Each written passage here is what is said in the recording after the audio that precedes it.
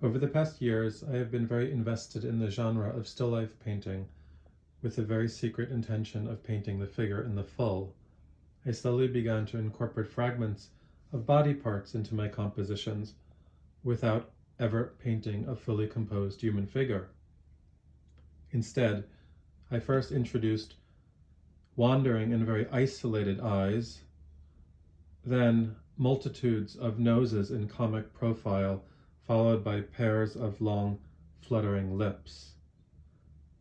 Perhaps these isolated body parts reference an idea of physical desire, or the five senses, which is in fact a traditional and not uncommon subject within Western art history. Here, the sexualized pleasure of eating and consumption mingles with very specific still life elements from food culture and recurring motifs within my painting practice, such as freshly shucked oysters or specific slices of cured meats such as mortadella and salami that harken back to my childhood memories of Italian delis. In this work, there is none of that except for the color of the staircase, this pink that is very common in my work. I began painting ears in early 2020 during the moments of magnified political turmoil within and during the COVID lockdown. In lockdown, I often thought about the world divided by those who listen and those who do not.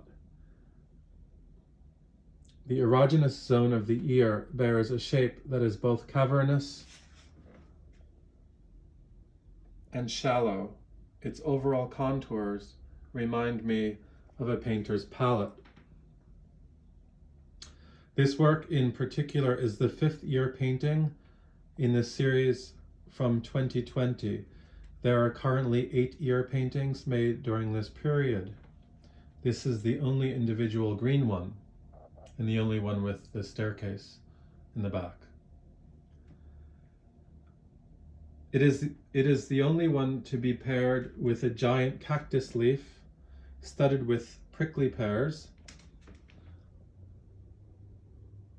that is in turn flanked on each side by an open oyster